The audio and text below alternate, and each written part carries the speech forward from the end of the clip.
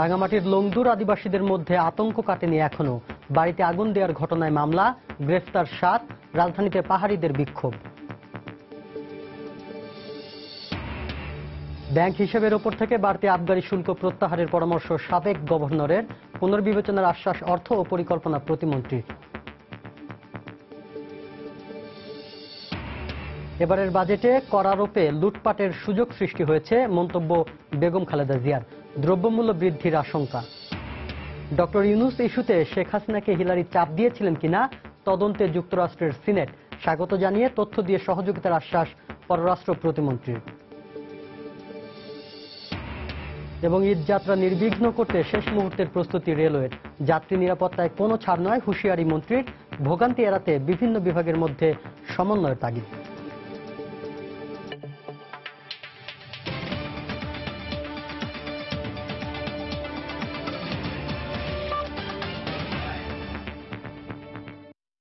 প্রবাসের সময়ে সঙ্গে আছে আমি শাফিন জাহিদ। রাঙামাটির লংদুতে বাড়িতে ভাঙচুর ও অগ্নিসংযোগের ঘটনার পর এখনো আতঙ্ক কাটেনি আদিবাসীদের। বাড়ি ছেড়ে চলে গেলেও পরিস্থিতি কিছুটা অনুকূল হওয়ার পর এলাকায় ফিরতে শুরু করেছেন তারা। এদিকে এ ঘটনায় পুলিশ বাদী হয়ে একটি মামলা দায়ের করেছেন। এ ঘটনায় এখন পর্যন্ত ৭ জনকে গ্রেফতার করেছে পুলিশ। ঘটনাস্থল পরিদর্শন করেছেন জেলা প্রশাসক ও পুলিশ সুপার। রাঙামাটি প্রতিনিধি হেফাজত সবুজের পাঠানো তথ্য ও ছবি নিয়ে ডেস্ক রিপোর্ট। পুরো লংগদু উপজেলা যেন পরিণত হয়েছে ধ্বংসস্তূপে। আগুন নিভে গেলেও এখনো কিছু বাড়িঘর থেকে ধোঁয়া বের হচ্ছে, পুড়িয়ে দেয়া হয়েছে যানবাহনও। এ ঘটনার পর শুক্রবার বাড়ি ছেড়ে গেলেও শনিবার অনেকে এলাকায় ফিরে আসেন, কিন্তু আতঙ্ক কাটেনি তাদের। তবে পরিস্থিতি এখন অনেকটা শান্ত বলে জানিয়েছেন উপজেলা চেয়ারম্যান। বাড়ি হুড়ে হুড়ে এরকম ঘর সব ফেলে গেছে, জিনিসপত্র যা বাইর করতে করছে, বাইর করার পরে তারপরে ওই যে আগুন ধরাই দিছে। এখনো পাহাড়িদের মধ্যে এই আশঙ্কা আছে। অসহায় অবস্থায় কেউ থানায় আশ্রয় নিছে, এখন প্রশাসনের লোকজন খুঁজে খুঁজে কিনা হয় বের করছে। কেউ এই তিনটিলা বা নবিহার মন্দিরে আছে। এই ক্ষতি কিভাবে পূরণ হবে এটা তো আমরা নিজে বাসায় প্রকাশ করার মতো আমাদের কোনো। কিছু লোক ফিরতেছে, আমরা কিছু এখানে মন্দিরের মধ্যে অবস্থান করতেছি। এখানে সেনাবাহিনী আছে, পুলিশ আছে। বর্তমান পরিস্থিতি অন্তত শান্ত আছে, শান্ত পরিস্থিতি, সবাই সবার বাড়িতে ফিরে আসতেছে। এর আগে সকালে ঘটনাস্থল পরিদর্শন করেন জেলা প্রশাসক ও পুলিশ সুপার। পরে আইন শৃঙ্খলা রক্ষা বাহিনী ও জনপ্রতিনিধিদের সঙ্গে নিয়ে বৈঠক করেন তারা। এ সময় ক্ষতিগ্রস্ত অনেকে কান্নায় ভেঙে পড়েন। আমার পরিচিত লোক সকাল থেকে আমার বাসায় যায়, ওই ছেলেটা আমার বাসায় আগুন দেবে, তখন আমি কিভাবে এটা মেনে নিই? প্রয়োজনে প্রত্যেক এলাকায় কমিটি করেন, পাহাড়ি বাঙালি সকল মানুষকে কমিটি করে আমাদের যে কনফিডেন্সটা লস্ট হয়েছে সেটিকে ফিরে আনতে হবে। আপনার গল্পের গবেষণা ইচ্ছা করলে করে দিতে পারে, কিন্তু আস্থার জায়গাটা কিন্তু নিজেদের মধ্যে সৃষ্টি করতে হবে। আগুন দেওয়ার ঘটনায় লংগদু থানার এসআই দুলাল বাদী হয়ে 15 জনের নাম উল্লেখ করে অজ্ঞাতনামা 300 জনের বিরুদ্ধে একটি মামলা করেন। এছাড়া এ ঘটনায় জড়িত সন্দেহে উপজেলার বিভিন্ন এলাকায় অভিযান চালিয়ে 7 জনকে আটক করেছে পুলিশ। লংগদু ইউনিয়ন যুবলীগ নেতা নুরুল ইসলাম নয়নের লাশ উদ্ধারের পর তাকে হত্যার প্রতিবাদে শুক্রবার সকালে বিক্ষোভ মিছিল করে স্থানীয় যুবলীগের নেতাকর্মী ও এলাকাবাসী। মিছিল চলাকালে উপজেলা জনসংহতি সমিতির কার্যালয় সহ আশপাশে আদিবাসীদের বাড়িঘর ভাঙচুর ও অগ্নিসংযোগের ঘটনা ঘটে। সময় সংবাদ, রাঙামাটি। বাঙালি সংস্কৃতি ও সাম্প্রদায়িকতা বিরোধী বিভিন্ন কর্মকাণ্ডের প্রসার ঘটছে বলে আশঙ্কা প্রকাশ করেছেন দেশের সংস্কৃতি কর্মীরা। ধর্মনিরপেক্ষ রাষ্ট্র ব্যবস্থা ধ্বংস করতেই দেশের ভাস্কর্য অপসারণ কিংবা সাম্প্রদায়িক হামলার ঘটনা ঘটানো হচ্ছে বলেও অভিযোগ করেন তারা। শনিবার সকালে কেন্দ্রীয় শহীদ মিনারে মুক্তিযুদ্ধের চেতনা ও বাঙালি সংস্কৃতির সপক্ষে এবং সাম্প্রদায়িকতার প্রতিবাদে আয়োজিত অবস্থান কর্মসূচিতে অংশ নিয়ে তারা এই কথা বলেন। এ সময় মুক্তিযুদ্ধের চেতনা ধ্বংসের বিরুদ্ধে আগামী 22 জুলাই ঢাকায় সাম্প্রদায়িকতা বিরোধী জাতীয় কনভেনশনের ডাক দেওয়া হয়। জঙ্গি তৎপরতার কারণে এবছর পহেলা বৈশাখ বর্ষবরণ অনুষ্ঠান নির্ধারিত সময়ের মধ্যেই শেষ করতে পুলিশের পক্ষ থেকে বিধিনিষেধ আরোপ করা হয়। বছরের শুরুতে পাঠ্য বইয়ে বিভিন্ন বিষয় বাদ দিয়ে যুক্ত করা হয় নানা অসামঞ্জস্যপূর্ণ বিষয়। এছাড়া সম্প্রতি দেশের বিভিন্ন স্থানে মন্দির ভাঙচুর, আদিবাসীদের বাড়িঘরে হামলা ও সুপ্রিম কোর্টের সামনে থেকে ভাস্কর্য অপসারণের মতো ঘটনা ঘটে। এসবের প্রতিবাদে শনিবার দেশজুড়ে অবস্থান কর্মসূচি পালন করে সম্মিলিত সাংস্কৃতিক জোট। রাজধানীতে কেন্দ্রীয় শহীদ মিনারে আয়োজিত 2 ঘণ্টার এই কর্মসূচিতে আবৃত্তি ও গণসঙ্গীতের পাশাপাশি ছিল প্রতিবাদী চিত্রাঙ্কন। এ সময় সাংস্কৃতিক ব্যক্তিত্বরা অভিযোগ করেন, মুক্তিযুদ্ধ বিরোধী ও মৌলবাদী চেতনার সঙ্গে আপোষের ষড়যন্ত্র চলছে। হেফাজতকে তারা বাংলাদেশে একটা বড় রাজনৈতিক শক্তি হিসাবে প্রতিষ্ঠিত করে চলেছেন। মুক্তিযুদ্ধের যেই চেতনা, তার সঙ্গে আমাদের কোন রকম আপোষ চলবে না। তেতুল হুজুরকে পুষতে গিয়ে একটি জাতির মুক্তিযুদ্ধের মূল্যবোধ, একটা ধর্মনিরপেক্ষ রাষ্ট্র ব্যবস্থা, এটাকেও ধ্বংস করে দিতে হবে। সাম্প্রদায়িক যে কোনো হামলার কঠোর শাস্তির দাবি জানান তারা। এই মৌলবাদ দ্বারা পুষ্ট হয়ে একদল বাঙালির যারা আমাদের আদিবাসীদের উপর নির্মম হত্যাকাণ্ড চালিয়েছে, যশোরে মন্দিরে হামলা হয়েছে, এই ঘটনার সাথে যুক্ত ব্যক্তিদের বিরুদ্ধে দৃষ্টান্তমূলক কঠোর শাস্তি ব্যবস্থা করবার জন্য সরকারের নিকট দাবি জানাই। আগামী 22 জুলাই সাম্প্রদায়িকতা বিরোধী জাতীয় কনভেনশনের ঘোষণা দেন জোটের সভাপতি। দেশব্যাপী একটি সাংস্কৃতিক জাগরণ গড়ে তোলার কথা বহুদিন ধরে বলে এসছে এবং সেই লক্ষ্যে আগামী 22 জুলাই ঢাকায় সাম্প্রদায়িকতা বিরোধী জাতীয় কনভেনশন অনুষ্ঠিত হবে। এ সময় অভিযোগ করা হয়, সাংস্কৃতিক জাগরণের বিরুদ্ধে অবস্থানের কারণেই প্রস্তাবিত বাজেটে সংস্কৃতিতে বরাদ্দ আগের চেয়ে কমানো হয়েছে। সংস্কৃতির বাজেট 4 কোটি টাকা কমেছে। প্রসূন আশিস, সময় সংবাদ, ঢাকা। আমরা 11টা থেকে 2017-18 অর্থ বছরের বাজেটে সব ধরনের ব্যাংক হিসাবের আবগারি শুল্ক বাড়ানোর সিদ্ধান্তকে পুনর্বিবেচনার আশ্বাস দিয়েছেন অর্থ প্রতিমন্ত্রী। প্রস্তাবিত বাজেট নিয়ে metropolitan chamber of commerce and industries MCCI আয়োজিত এক আলোচনা সভায় এমন আশ্বাস দেন তিনি। অন্যদিকে অন্তর্ভুক্তিমূলক অর্থনীতির জন্য ব্যাংক হিসেবে শুল্ক বৃদ্ধির সিদ্ধান্ত নেতিবাচক পদক্ষেপ হিসেবে দেখছেন অর্থনীতিবিদরা। জুবাইর ফয়সালের রিপোর্ট। 2017-18 অর্থ বছরের প্রস্তাবিত বাজেট অনুযায়ী বছরের যে কোনো সময় ব্যাংক হিসাবে 1 থেকে 10 লাখ টাকা জমা দিলে বা উত্তোলন করলে আবগারি শুল্ক হিসেবে সরকারের তহবিলে যাবে 800 টাকা। আগে যার পরিমাণ ছিল 500 টাকা। একইভাবে 10 লাখ টাকা থেকে 1 কোটি টাকা পর্যন্ত লেনদেনের ক্ষেত্রে কেটে রাখা হবে 2500 টাকা। সরকারের এমন সিদ্ধান্তের পক্ষে বিপক্ষে এর মধ্যেই দেশ জুড়ে ব্যাপক আলোচনা সমালোচনার সৃষ্টি হয়েছে, যার প্রভাব দেখা গেল MCCI এর বাজেট পর্যালোচনা অনুষ্ঠানে। বাজেটের আকার নিয়ে দ্বিমত না থাকলেও ব্যাংক হিসাবে আবগারি শুল্ক বাড়ানোর প্রস্তাবে নাখোশ অর্থনীতিবিদরা। এতে অন্তর্ভুক্তিমূলক অর্থনৈতিক উন্নয়ন বাধাগ্রস্ত হবে বলেও মনে করে বিশেষজ্ঞ মহল।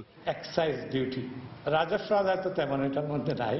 আমি মনে করি এই জিনিসটি আর বেশি আলোচিত হওয়ার আগে সদস্য সরকার যদি এটা প্রত্যাহার করে নেন তাহলে বোধহয় সবচেয়ে মঙ্গল হবে। ব্যাংক ডিপোজিটের উপর এক্সাইজ ডিউটি, এটার কোনো প্রয়োজন ছিল বলে আমার মনে হয় না। যেটা কোনো ডিসকাশন হয় নাই কোনো ফোরাম, কিন্তু চলে আসছে। চলে আসার ফলে কিন্তু আমি মনে করি যে সরকারের ইমেজ সাংঘাতিকভাবে ব্যাহত হয়েছে। প্রস্তাবিত বাজেটে বেসরকারি বিনিয়োগ বাড়ানোর বিষয়ে কোনো দিক নির্দেশনা না থাকায় হতাশা প্রকাশ করে MCCI। সরকার কি করতে যাচ্ছে প্রাইভেট সেক্টর ইনভেস্টমেন্টকে স্টিমুলেট করার জন্য, that was not very clear from বাজেটের কোনো বক্তৃতা বা পরবর্তী আলোচনাগুলো থেকে। সারা পৃথিবীতে যে অয়েল প্রাইসের যে একটা মূল্যহ্রাস হয়েছে সেটার কোনো বেনিফিট আমরা ইন্ডাস্ট্রিতে পাই, সেটা পাওয়া উচিত ছিল। তবে প্রস্তাবিত বাজেটের উপর সংসদ ও সংসদের বাইরে আলাপ আলোচনার মাধ্যমে ব্যাংক হিসাবে আবগারি শুল্ক বাড়ানোর সিদ্ধান্ত পুনর্বিবেচনার আশ্বাস দেন অর্থ ও পরিকল্পনা প্রতিমন্ত্রী। 500 টাকা এক্সাইজ ডিউটি কিন্তু ওভার দ্য ইয়ার্স সব সময় ছিল। আমাদের সংসদে এটা নিয়ে আলোচনা হবে, হওয়াটা আমি বুঝতে পারছি। I will carry the message back end আমাদের যেসব জায়গায় আমার বলার আমি এটা দিব। তবে আপনাদের প্রেস মিডিয়া সবাই এটা নিয়ে বেশ আলোচনা করছেন। আমার বিশ্বাস যে এটা সরকার নিশ্চয়ই যথাযথভাবে অ্যাড্রেস করবেন। প্রস্তাবিত বাজেট বাস্তবায়নে স্বচ্ছতা ও জবাবদিহিতা নিশ্চিত করা হবে উল্লেখ করে নতুন আইনের প্রভাবে কোনো পণ্যের দাম বাড়বে না বলেও জানান অর্থ প্রতিমন্ত্রী। আমরা একটা ঐতিহাসিক ক্যারি ওভার নিয়ে এসেছি আমাদের সঙ্গে। জুবাইর ফয়সাল, সময় সংবাদ, ঢাকা। স্বচ্ছতা আর জবাবদিহিতা নিশ্চিত করা না গেলে প্রস্তাবিত বাজেট বাস্তবায়ন চ্যালেঞ্জ হবে বলে মনে করে ব্যবসায়ীদের শীর্ষ সংগঠন FBCCI। শনিবার বিকেলে মতিঝিলে চেম্বার ভবনে প্রস্তাবিত বাজেটের ওপর সংবাদ সম্মেলনে একথা জানান সংগঠনটির সভাপতি শফিউল ইসলাম। এ সময় তিনি বলেন, 15% হারে ভ্যাট বাস্তবায়ন হলে মূল্যস্ফীতি বাড়বে। পাশাপাশি ব্যাংকে আমানতের উপর আবগারি শুল্ক বাড়ানো হলে অর্থ ব্যাংকিং চ্যানেলের বাইরে চলে যাওয়ার আশঙ্কা রয়েছে বলে জানায় এফবিসিসিআই। গেল বৃহস্পতিবার জাতীয় সংসদে উপস্থাপিত 2017-18 অর্থবছরের বাজেট প্রস্তাবনার উপর শনিবার আনুষ্ঠানিক প্রতিক্রিয়া জানাতে সংবাদ সম্মেলন করে ব্যবসায়ীদের শীর্ষ সংগঠন এফবিসিসিআই। সরকারকে আমরা এ সময় নতুন ভ্যাট আইন থেকে শুরু করে জাতীয় বাজেট প্রস্তাবনার বিভিন্ন দিক তুলে ধরে ব্যবসায়ীদের এই সংগঠনটি। এ সময় সিঙ্গেল রেট 15% হারে ভ্যাট বাস্তবায়ন হলে মূল্যস্ফীতি বৃদ্ধি পাবে বলে মনে করে এফবিসিসিআই। এছাড়া নতুন ভ্যাট আইনের ফলে জুয়েলারি পণ্যের মূল্য বৃদ্ধির পাশাপাশি দেশের আবাসন খাত এবং এর সঙ্গে লৌহ ও ইস্পাত শিল্প, সিরামিক ও সিমেন্ট শিল্প ক্ষতিগ্রস্ত হবে বলে মনে করে এফবিসিসিআই। বাজেট বাস্তবায়নের ক্ষেত্রে দক্ষতা, স্বচ্ছতা, জবাবদিহিতা এবং তদারকির মান নিশ্চিত করতে হবে।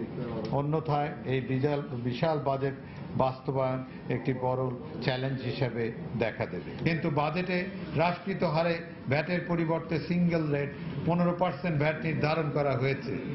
এতে দেশের শিল্প খাত, বিশেষ করে এসএমই প্রান্তিক খাত ক্ষতিগ্রস্ত হওয়ার আশঙ্কা রয়েছে। এতে মূল্যস্ফীতি বৃদ্ধি পাওয়ার একটি সম্ভাবনা আছে। প্রস্তাবিত বাজেটে ব্যাংকে আমানতের উপর আবগারি শুল্ক বাড়ানোর প্রস্তাবে আমানতকারীরা ব্যাংকে আমানত রাখতে নিরুৎসাহিত হবে বলে মনে করে এই সংগঠনটি।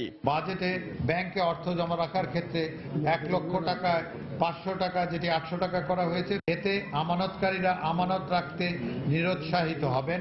এছাড়া অর্থ ব্যাংক চ্যানেলে না যেয়ে ইনফর্মাল চ্যানেলে চলে যাওয়ার আশঙ্কা রয়েছে, যা অর্থনীতির জন্য শুভ নয়। রাজস্ব নীতি বাস্তবায়ন ও আহরণের ক্ষেত্রে বিদ্যমান হয়রানি নিরসনের জন্য জাতীয় রাজস্ব বোর্ড এবং এফবিসিসিআই এর একটি যৌথ ওয়ার্কিং কমিটি গঠনের অনুরোধ জানায় এফবিসিসিআই। আমরা বলেছি। ইমতিয়াজ আহমেদ, সময় সংবাদ, ঢাকা।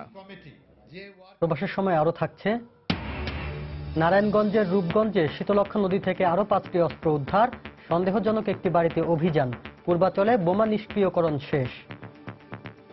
যুদ্ধাহত মুক্তিযোদ্ধা, এতিম ও আলেম ওলামাদের সঙ্গে ইফতার করেছেন প্রধানমন্ত্রী শেখ হাসিনা। শনিবার সন্ধ্যায় গণভবনের ব্যাংকোয়েট হলে তিনি ইফতার ও দোয়া মাহফিলে অংশ নেন। ইফতার ও দোয়া মাহফিলের আধ ঘন্টা আগেই প্রধানমন্ত্রী অনুষ্ঠানে উপস্থিত হন।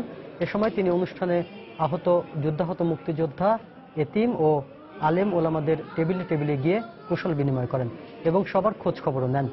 ইফতারের আগে দেশ ও জাতির কল্যাণে বিশেষ দোয়া ও মোনাজাত করা হয়। অনুষ্ঠানে ধর্মমন্ত্রী অধ্যক্ষ মতিউর রহমান সহ প্রধানমন্ত্রীর দফতরের ঊর্ধ্বতন কর্মকর্তা উপস্থিত ছিলেন।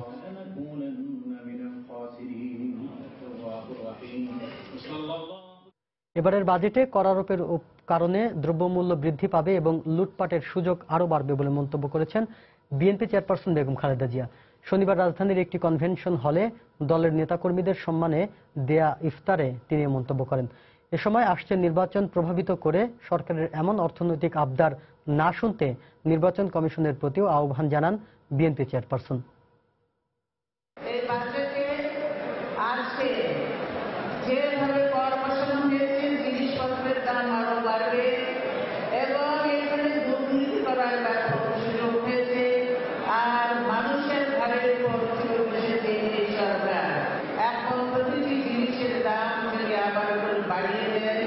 তাহলে দেশবাসী বাঁচবে কোথায়? নির্বাচন কমিশনের কাছে আহ্বান করব, এই সরকার যে আপনাদের কাছে যা কিছু আবদার করবে আপনারা সেটা বাস্তবায়ন করবেন না। সকল রাজনৈতিক দলের সঙ্গে আলোচনা করে সেটার ভিত্তিতেই আপনারা নির্বাচন কমিশন পরিচালনা করবেন। ডক্টর মোহাম্মদ ইউনূসের বিরুদ্ধে তদন্ত আটকাতে প্রধানমন্ত্রী শেখ হাসিনাকে চাপ দিতে হিলারি ক্লিন্টন পররাষ্ট্রমন্ত্রী পদের প্রভাব খাটিয়েছিলেন কিনা তা খতিয়ে দেখতে তদন্ত শুরু করেছে যুক্তরাষ্ট্রের বিচার বিভাগ সংক্রান্ত সিনেট কমিটি। এদিকে এ তদন্তকে সরকারের পক্ষে স্বাগত জানিয়ে পররাষ্ট্র প্রতিমন্ত্রী শাহরিয়ার আলম বলেছেন, তদন্তে প্রয়োজন হলে বাংলাদেশের পক্ষ থেকে যুক্তরাষ্ট্রকে সব ধরনের তথ্য দিয়ে সহযোগিতা করা হবে। এহসান জুয়েলের রিপোর্ট। হিলারি ইউনূসের বন্ধুত্বটা দীর্ঘদিনের। 2011 সালে বয়সসীমা অতিক্রান্ত হওয়ায় ডক্টর মোহাম্মদ ইউনূসকে যখন গ্রামীণ ব্যাংকের ব্যবস্থাপনা পরিচালকের পদ থেকে অপসারণ করা হয়, সে সময় মার্কিন যুক্তরাষ্ট্রের পররাষ্ট্রমন্ত্রীর দায়িত্বে ছিলেন হিলারি ক্লিন্টন। সে সময় প্রধানমন্ত্রী শেখ হাসিনার পক্ষ থেকে বলা হয়, এ বিষয়ে বাংলাদেশকে চাপে রাখার চেষ্টা করেছে যুক্তরাষ্ট্র। এমনকি প্রধানমন্ত্রীর যুক্তরাষ্ট্র প্রবাসী পুত্র সজীব ওয়াজেদ জয়ও বলেছেন, এ বিষয়ে তদন্ত বন্ধে হিলারি প্রশাসন তাকেও হুমকি দিত। দীর্ঘদিন পর এবার এ বিষয়ে তদন্তে যুক্তরাষ্ট্রের বর্তমান পররাষ্ট্রমন্ত্রী রেক্স টিলারসনের কাছে চিঠি দিয়েছেন দেশটির সিনেট কমিটির চেয়ারম্যান চাক গ্রাসলি।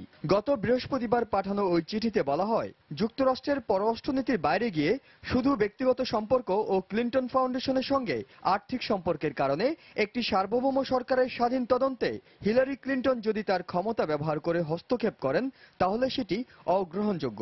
আর এ তদন্তকে স্বাগত জানিয়েছে বাংলাদেশ। সিনেটর গ্রেসলি এবং তার অফিসকে আমরা ধন্যবাদ জানাতে চাই যে তারা এই বিষয়টুকু সামনে নিয়ে এসেছেন ফার্দার ইনভেস্টিগেশনের জন্য। মাননীয় প্রধানমন্ত্রী একাধিকবার বলেছেন, সজীব ওয়াজেদ জয় নিজেও বলেছেন যে এই বিষয়গুলি সত্যিকার অর্থেই ঘটেছিল এবং প্রফেসর ইউনূসকে বাঁচানোর জন্য বাংলাদেশ সরকারের উপরে চাপ প্রয়োগ করা এটা নতুন কিছু নয়। তো এটার মধ্যে দিয়ে এটাই প্রমাণ করে যে no one is above the law. আপনি নোবেল লরিয়েট হন বা অন্য কেউ হন, আরো বড় কিছু হন। বিদেশ থেকে টেলিফোনে সংবাদকে দেয়া এক প্রতিক্রিয়ায় প্রতিমন্ত্রী আরো বলেন, অন্য ঘটনাগুলোর মতো এটিতেও যুক্তরাষ্ট্র চাইলে সহযোগিতা করবে বাংলাদেশ। আশা করি এই তদন্তের মধ্যে দিয়ে সত্য ঘটনা বের হয়ে আসলে সেটা আরো বড় আকারে প্রমাণিত হবে, যেমন পদ্মা সেতুর ক্ষেত্রে যেভাবে হয়েছে। এর আগে আপনারা জানেন সজীব ওয়াজেদ জয়কে হত্যা করার উদ্দেশ্যে পরিকল্পনার সময় তারা যে ধরনের সহযোগিতা চেয়েছিলেন এবং এই বিষয়গুলিতে যদি আরো সহযোগিতা চাওয়া হয় অবশ্যই আমরা করব। ঢাকার মার্কিন দূতাবাসের সাবেক উপপ্রধান জন ডানিলোভিসকেও এই বিষয়ে জিজ্ঞাসাবাদ করতে চেয়েছে সিনেট কমিটি। ইহসান জুয়েল, সময় সংবাদ, ঢাকা। মার্কিন রাজনীতি, ট্রাম্পের শাসনামল এবং অভিবাসীদের বর্তমান অবস্থা নিয়ে কথা বলতে নিউ ইয়র্ক সময় স্টুডিওতে এসেছিলেন লেখক ও সাংবাদিক বদিউজ্জামান খসরু। চলুন দেখে নিই তার সাক্ষাৎকারটি।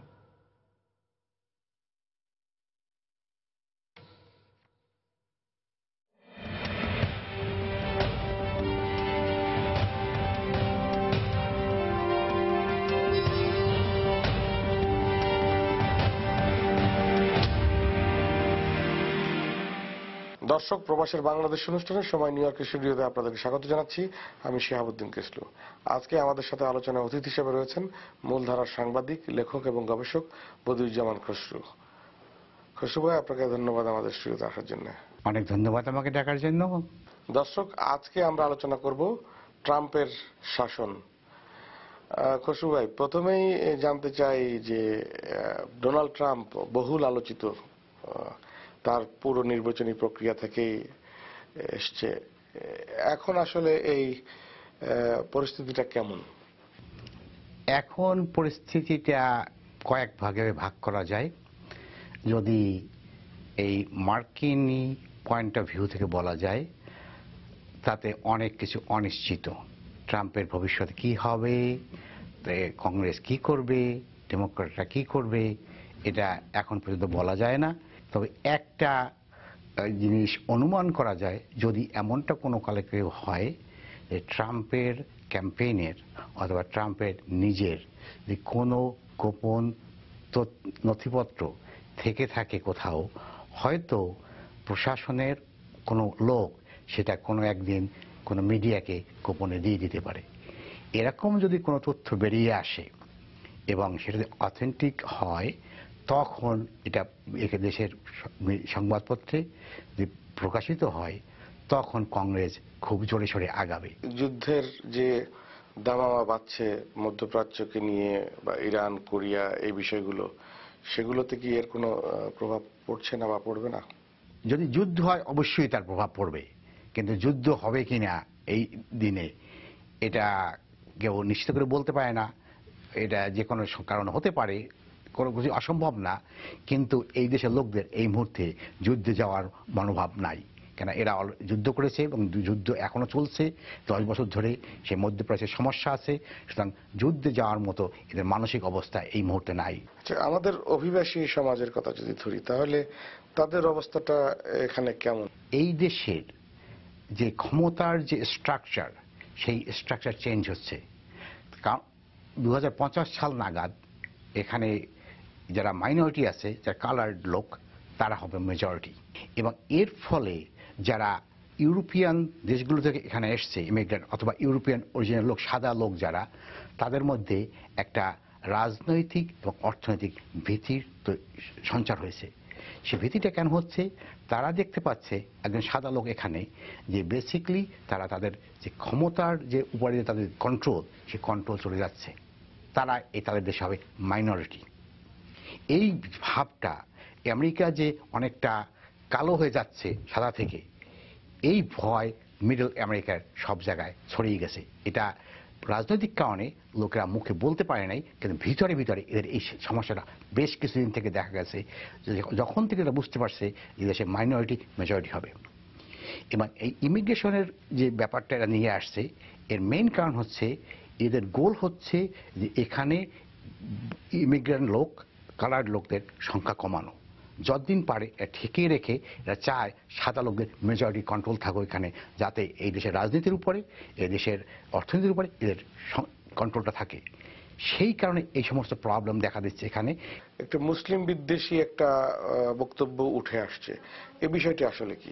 মুসলিম বিদ্বেষী জিনিসটা এদের ছিল, এর ঐতিহাসিক কারণ আছে। এটা যদি আমরা ব্যাখ্যা করতে চাই, আমার মনে হয় এটা যেতে হবে সেই বাইবেলের প্রথম শুরু থেকে। যে জিনিসটা সেই এক সময় যেটা বলা হতো যে জ্যাকব ভার্সাস ইসমাইল, সেই থেকে যে গন্ডগোলটা শুরু হয়ে সূত্রপাত হয়েছে সেই বিবলিক্যাল টাইমস থেকে, ওল্ড টেস্টামেন্ট থেকে, সেটা যদি সামনে আসা যায়, দেখা যাবে সেইটা এক সময় এসে এই সেকুলার রাজনীতিতে সেটা চলে আসছে। যেহেতু খ্রিশ্চান ওয়ার্ল্ডে এটা অনেক দিন থেকে ছিল, এবং সেই জিনিসটাকে ইউজ করে এদের লোককে মোবিলাইজ করা খুব সোজা। যেমন হিটলার জার্মানিতে ইহুদিদের ইউজ করে জার্মানদেরকে মোবিলাইজ করেছিল, তার ট্রাম্প ঠিক তাই করেছে। এখানে মুসলিমদের দেখানো, মুসলিমদের সমস্যা তুলে ধরা, এটা ইজি, অনেকটা ইজি, কারণ তারা বিভিন্ন ধরনের সন্ত্রাসী কর্মকাণ্ডে জড়িত। এবং এছাড়াও এদের যে আগের কথা বলতে গেলে যেটা বলতে হয় যে সেই 600 খ্রিস্টাব্দের থেকে যখন প্রথম বই লিখেছে যে Saint John Damascus, the heresy of the Ishmaelites, সেই যে খ্রিস্টান যে জিনিসটা শুরু করছে 600 খ্রিস্টাব্দের দিকে, সেই জিনিসটা কন্টিনিউ করছে। সেখানে সে বলছে যে এই জিনিসটা, যে এই যে মোহাম্মদ আসছে এ ফেক, এবং সেই জিনিসটা আজকে 1400 বছর পরেও ওই একই জিনিস রয়ে গেছে সুপ্তভাবে।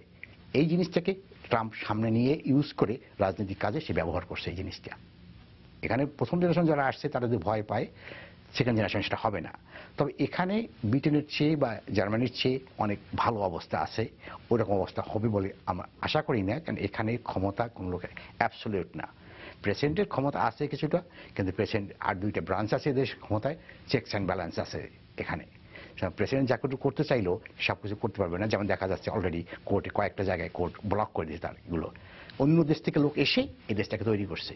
সুতরাং বেসিকলি এরা মেনে নিছে এই দেশটা ইমিগ্রেন্টদের দেশ, পৃথিবীর অন্য কোনো দেশ এটা মনে করে না, এই দেশটা এটা মনে করে।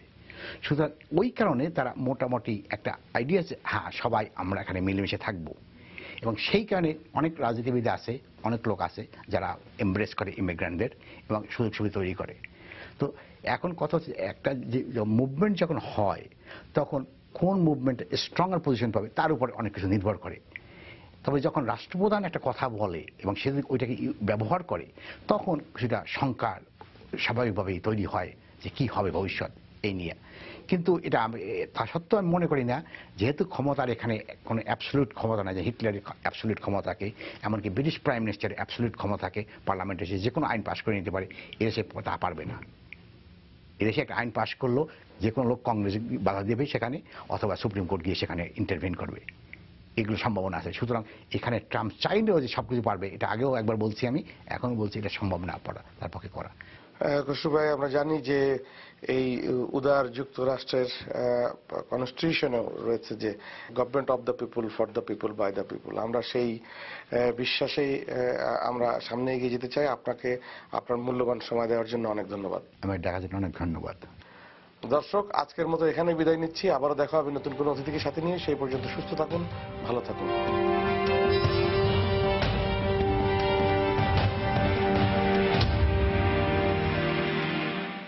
মার্কিন রাজনীতি, ট্রাম্পের শাসনামল এবং অভিবাসীদের বর্তমান অবস্থা নিয়ে কথা বলতে নিউ ইয়র্কের সময় স্টুডিওতে এসেছিলেন লেখক ও সাংবাদিক বদিউজ্জামান খসরু। এতক্ষণ দেখছিলেন তার সাক্ষাৎকারটি। আগামী জাতীয় নির্বাচন নিয়ে বিএনপির কোনো অযৌক্তিক আবদার মেনে নেওয়ার সুযোগ নেই বলে মন্তব্য করেছেন খাদ্যমন্ত্রী অ্যাডভোকেট কামরুল ইসলাম। শনিবার সকালে রাজধানীর কামরাঙ্গীর চরে স্থানীয় আওয়ামী লীগ আয়োজিত মতবিনিময় সভায় তিনি কথা বলেন।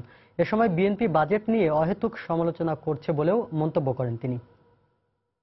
লেভেল প্লেইং ফিল্ড মানে অপরাধীদের ছেড়ে দেওয়া, এই নীতিতে আমরা বিশ্বাস করি না।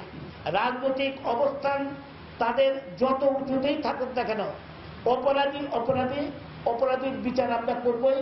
তাদেরকে ছেড়ে দিয়ে নির্বাচনের লেভেল প্লেইং ফিল্ড করার কোনো প্রশ্নই ওঠে না।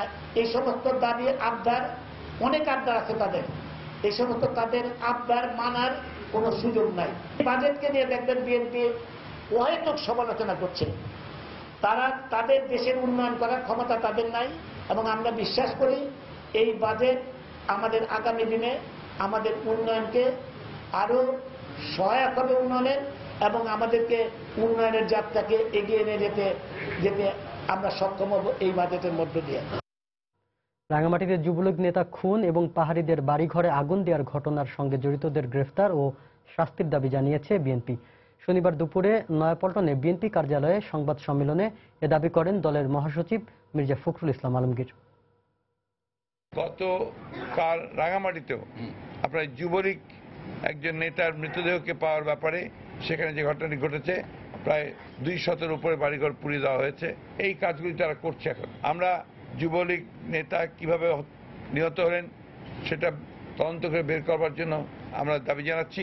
সেই সঙ্গে যারা এই পাহাড়িদের বাড়িঘর পুড়িয়ে দেওয়ার সঙ্গে জড়িত তাদের অবিলম্বে গ্রেপ্তার করে তাদের শাস্তি জানাচ্ছি। ঈদযাত্রা নির্বিঘ্ন করতে শেষ মুহূর্তের প্রস্তুতি সেরে নিচ্ছে রেলওয়ে কর্তৃপক্ষ। বিভিন্ন রুটে ঈদের আগে ও পরে থাকছে 16টি বিশেষ ট্রেনের ব্যবস্থা। রেলমন্ত্রী জানিয়েছেন, এবার যাত্রী নিরাপত্তায় কোনো ছাড় দেওয়া হবে না।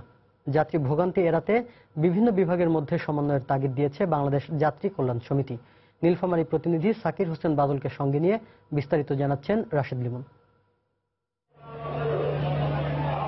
তুলনামূলক আরামদায়ক আর সাশ্রয়ী হয় রেলের প্রতি যাত্রীদের ঝোঁক বরাবরই একটু বেশি। দেশের মোট 1808 কিলোমিটার মিটার গেজ ও 409 কিলোমিটার ব্রডগেজ লাইনে স্বাভাবিক অবস্থায় মোট 340টি রেল চলাচল করে। গড়ে প্রতিদিন 1.5 লক্ষ যাত্রী চলাচল করে রেলপথে। আর ঈদ মৌসুম এলে এই সংখ্যা গিয়ে দাঁড়ায় প্রায় 2.5 লাখে। আর শেষ 3 দিনের সংখ্যাত্মক হিসাব দেওয়া তো একেবারে অসম্ভব। নানা সীমাবদ্ধতার কারণে এই বাড়তি চাপ সামাল দিতে কাঙ্ক্ষিত যাত্রী সেবা দেওয়া সম্ভব হয়ে ওঠে না রেলওয়ের। তবুও ওয়ার্কশপগুলোতে চলছে ঈদের প্রস্তুতি। এমনিতেই গত বছর বেশ কয়েকটি নতুন বগি যুক্ত হয়, এবারের ঈদে যুক্ত হচ্ছে 20,000-এরও বেশি নতুন সিট। পাশাপাশি এই ঈদে যুক্ত হবে আরও 86টি অতিরিক্ত বগি। ঢাকা চট্টগ্রাম, ঢাকা খুলনা, ঢাকা সিলেট, ঢাকা পার্বতীপুর ও চট্টগ্রাম খুলনা রুটে ঈদের আগে পরে 3 দিন দেয়া হবে বিশেষ ট্রেন। পাশাপাশি ঈদের দিন শোলাকিয়ায় দেয়া হবে আলাদা সার্ভিস। ঈদ উল ফিতর উপলক্ষে আমাদের সৈয়দপুরের রেল প্রশাসন 86টা বিজি এবং এমজি যাত্রীবাহী গাড়ি যাত্রী পরিবহনের জন্য আউটন দেওয়ার ক্ষেত্রে টার্গেট নিয়েছেন। আমরা প্রায় 40টা গাড়ি আমরা কমপ্লিট করে দিয়েছি, আরো 45টা গাড়ি যাওয়ার অপেক্ষায়। এছাড়া যাত্রী নিরাপত্তায় থাকবে বিশেষ নজরদারি। রেলমন্ত্রী বলছেন, টিকিট কালোবাজারি রোধেও সতর্ক থাকবে রেলওয়ে। এই কোচগুলি আমাদের এখন বহরে যোগ হয়েছে, আরো কিছু কোচ আমরা মেরামত করব ঈদ উপলক্ষে, যাত্রীরা যাতে নিরাপদে গন্তব্যস্থলে যাইতে পারে, আবার কর্মস্থলে ফিরে আসতে পারে। আমাদের বাহিনী জিআরপি এবং আরএমবি সবসময় প্রস্তুত। যদিও এত কিছুর পরেও কাঙ্ক্ষিত সুফল মিলছে না বলে অভিযোগ বাংলাদেশ যাত্রী কল্যাণ সমিতির। এক্ষেত্রে রেলওয়ের নিজেদের পারস্পরিক বোঝাপড়া আর দক্ষতা বৃদ্ধির তাগিদ দিচ্ছে সংগঠনটি। যে পরিমাণ ট্রেন দেওয়া হয় সেটি যথাযথভাবে ব্যবহৃত হয় না, যে কারণে কোনো ট্রেনে উপচে পড়া যাত্রী, আবার কোনো ট্রেন খালি যাচ্ছে। তাদের মধ্যে একটা বিশাল সমন্বয়ের অভাব রয়েছে। ঈদ উল ফিতরকে সামনে রেখে 14 জুন থেকে রেলের আগাম টিকিট দেওয়ার কথা রয়েছে। রাশেদ লিমন, সময় সংবাদ, ঢাকা। এবার প্রবাসের খবর। বাংলাদেশ সরকার চাইলে ঘূর্ণিঝড় মোরার প্রভাবে ক্ষতিগ্রস্তদের সার্বিক সহায়তা দেওয়ার প্রস্তাব দিয়েছে জাতিসংঘ। সংস্থার মহাসচিবের সেভ দ্য ক্যাবিনেট মিস ভিওরা এবং আন্ডার সেক্রেটারি জেনারেল ও ব্রায়ান বাংলাদেশের স্থায়ী প্রতিনিধি মাসুদ বিন মোমেনের কাছে এ প্রস্তাব রাখেন। জাতিসংঘের সহকারী মহাসচিব মিস আরসেলা মুলার সময় সংবাদকে একথা জানিয়েছেন। তিনি বলেন, 90-এর দশকে বাংলাদেশে প্রাকৃতিক দুর্যোগে 1,40,000 মানুষের প্রাণহানি ঘটলেও বর্তমান সময়ে সেই অবস্থার অনেক উন্নতি হয়েছে। সারা বিশ্বের জন্য এ সাফল্যকে অনুকরণীয় বলেও মন্তব্য করেন তিনি। response of the government of Bangladesh has to be highly commended. ঝড় আঘাত হানার আগেই উপকূলীয় এলাকায় সতর্কতামূলক ব্যবস্থা গ্রহণ করে বাংলাদেশ সরকার দুর্যোগ মোকাবেলায় প্রশংসনীয় ভূমিকা রেখেছে। তবে ঝড়ে অনেক ক্ষয়ক্ষতি হয়েছে। সরকার চাইলে ঘূর্ণিঝড় পরবর্তী পুনর্গঠন কাজে আমরা সহায়তা করতে চাই। জাতিসংঘের পক্ষ থেকে আমাদের প্রতি সহানুভূতি বা সমমর্মিতা জানিয়েছেন এবং একই সঙ্গে আমাদের যদি কোনো সাহায্য সহযোগিতার প্রয়োজন হয় সে ব্যাপারে জাতিসংঘের সর্বাত্মক সহযোগিতার আশ্বাস দিয়েছেন। বাংলাদেশ সরকারের যে দুর্যোগ ব্যবস্থাপনার যে সক্ষমতা তার প্রতি ওনারাও আস্থা জ্ঞাপন করেছেন। অনুপ্রবেশের দায়ে যুক্তরাষ্ট্রে প্রায় ২০ বছর ধরে বসবাসকারী মোহাম্মদ সাইদ নামে এক প্রবাসী বাংলাদেশিকে গ্রেফতারের পর পাঠানো হয়েছে ডিটেনশন সেন্টারে। নিউ জার্সির হাডসন কাউন্টির ডিটেনশন সেন্টারে আটকে রাখা হয়েছে তাকে। মোহাম্মদ সাইদকে গত ২৪ মে ফ্লাশিং থেকে গ্রেফতার করে Immigration and Customs Enforcement Agency. বহিষ্কারাদেশের শুনানিতে তাকে আদালতে হাজির করা হবে। হাজিরার দিনক্ষণ সম্পর্কে এখনো জানা যায়নি। নিউ ইয়র্ক থেকে প্রকাশিত সাপ্তাহিক প্রবাস পত্রিকার সম্পাদক সাইদের গ্রামের বাড়ি নারায়ণগঞ্জে। এর আগে সরকারি তহবিলের অর্থ আত্মসাতের অভিযোগে শেখ মাহতাব মিয়া নামে এক প্রবাসী বাংলাদেশের বিরুদ্ধে গ্রেফতারি পরোয়ানা জারি করে এফবিআই।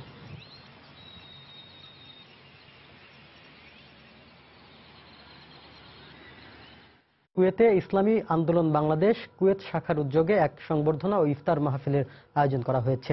রাজধানী কুয়েত সিটির এক রেস্তোরাঁয় এই অনুষ্ঠানের আয়োজন করা হয়। সংগঠনের আহ্বায়ক মাওলানা আব্দুল রহমান জামির সভাপতিত্বে ও সদস্য সচিব সৈয়দ মাওলানা মোহাম্মদ জামাল উদ্দিনের পরিচালনায় সভায় বক্তব্য রাখেন কুয়েত ধর্ম মন্ত্রণালয়ের খতিব হাফিজ মাওলানা আব্দুল্লাহ মোহাম্মদ হারুন। এছাড়াও প্রকৌশলী জিয়াউদ্দিন সহ আরো অনেকেও সেখানে উপস্থিত ছিলেন।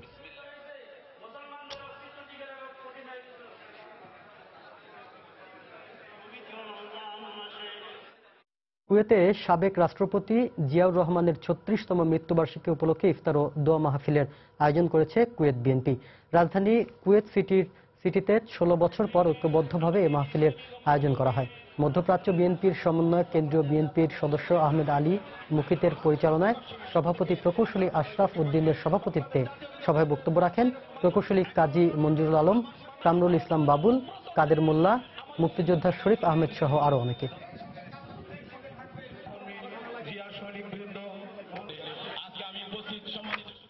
সৌদি আরবের রিয়াদে পিরোজপুর জেলা প্রবাসীদের উদ্যোগে পিরোজপুর জেলা পরিষদের চেয়ারম্যান মহিউদ্দিন মহারাজকে নাগরিক সংবর্ধনা দেওয়া হয়েছে।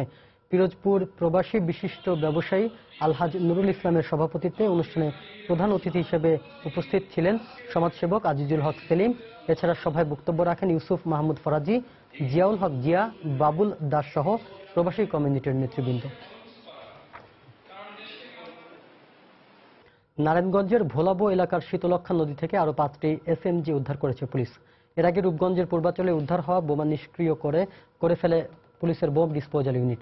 তবে আরো অস্ত্রের সন্ধানে পুকুরে তল্লাশি চালাচ্ছে ফায়ার সার্ভিসের ডুবুরি দল। শাহরিয়ার জামান দ্বীপের রিপোর্ট। গ্রেফতার শরীফুলের দেওয়া তথ্যের ভিত্তিতে শনিবার বিকেলে শীতলক্ষা নদীতে অভিযান চালিয়ে উদ্ধার করা হয় আরো 5টি এসএমজি। ফায়ার সার্ভিসের সদস্যদের সহযোগিতা যে 62টি অস্ত্র আগে পাওয়া গেছিল তাদের একই রূপের আরো 5টি অস্ত্র আমরা উদ্ধার করেছি। এর আগে রূপগঞ্জের পূর্বাঞ্চলে উদ্ধারকৃত বিপুল পরিমাণ গোলাবারুদ শুক্রবারের মতো শনিবারও নিষ্ক্রিয় করে বোম ডিসপোজাল ইউনিট। এতে 58টি মর্টার শেল, 42টি গ্রেনেড ও 200টি টাইম ডিভাইস সহ বেশ কিছু গোলাবারুদ নিষ্ক্রিয় করা হয়। এখানে যেগুলো পাওয়া গিয়েছে সবগুলাই ডিসপোজ করা হয়েছে প্রপারলি। জঙ্গিদের কাছে যে সমস্ত আইডি বা এক্সক্লুসিভ আমরা পেয়েছি বা যেগুলো আমরা ডিসপোজ করেছি তার সাথে খুব একটা মিল আমরা দেখিনি। এছাড়া অস্ত্র উদ্ধারে শনিবার দিনব্যাপী খালে অভিযান চালায় ফায়ার সার্ভিসের ডুবুরি দল। সক্ষমতা বৃদ্ধি করে আমরা আজকে আবারও সকাল থেকে এই উদ্ধার অভিযানে আমরা অংশগ্রহণ করেছি। এদিকে ঢাকা রেঞ্জের ডিআইজি জানিয়েছেন পুলিশ সদর দপ্তর থেকে গঠিত তদন্ত কমিটি উদ্ধারকৃত অস্ত্রের উৎস বের করার চেষ্টা করবে। এই অস্ত্রগুলি কোথায় তৈরি হয়েছে সেটি জানার জন্য আমরা চেষ্টা করেছি। উৎস দেশটা যদি জানতে পারি এরপরে হয়তো এটা কিভাবে আমাদের দেশে আসলো, কারা কোন উদ্দেশ্যে কোথায় নিয়ে যাচ্ছিল, এই বিষয়গুলো হয়তো আস্তে আস্তে সেভাবে এগোনো যাবে। যে আটক আছে তাকে আমরা জিজ্ঞাসাবাদ করেছি। 2 দিনব্যাপী অভিযানে পুলিশের কাউন্টার টেররিজম ইউনিট, সিআইডির ক্রাইম সিন ইউনিট এবং বোম ডিসপোজাল ইউনিটের সদস্যরা অংশ নেয়। শাহরিয়ার জামান দ্বীপ, সময় সংবাদ, নারায়ণগঞ্জ। এ পর্যায়ে শীর্ষ সংবাদগুলো জানিয়ে দিচ্ছি আরেকবার। রাঙামাটির লংদুর আদিবাসীদের মধ্যে আতঙ্ক কাটেনি এখনো। বাড়িতে আগুন দেওয়ার ঘটনায় মামলা, গ্রেফতার 7। আজও রাজধানীতে পাহাড়িদের বিক্ষোভ। ব্যাংক হিসেবের ওপর থেকে বাড়তি আবগারি শুল্ক প্রত্যাহারের পরামর্শ সাবেক গভর্নরের। পুনর্বিবেচনার আশ্বাস অর্থ ও পরিকল্পনা প্রতিমন্ত্রীর। এবারের বাজেটে কর আরোপে লুটপাটের সুযোগ সৃষ্টি হয়েছে, মন্তব্য বেগম খালেদা জিয়ার। দ্রব্যমূল্য বৃদ্ধির আশঙ্কা। ডক্টর ইউনূস ইস্যুতে শেখ হাসিনাকে হিলারি চাপ দিয়েছিলেন কিনা তদন্তে যুক্তরাষ্ট্রের সিনেট। স্বাগত জানিয়ে তথ্য দিয়ে সহযোগিতার আশ্বাস পররাষ্ট্র প্রতিমন্ত্রীর। এবং ঈদযাত্রা নির্বিঘ্ন করতে শেষ মুহূর্তের প্রস্তুতি রেলওয়ের। যাত্রী নিরাপত্তায় কোনো ছাড় নয়, হুঁশিয়ারি মন্ত্রীর।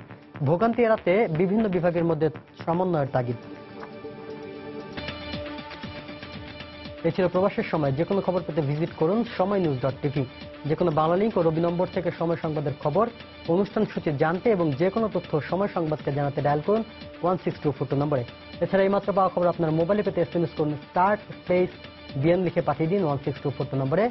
সঙ্গে থাকুন সময়।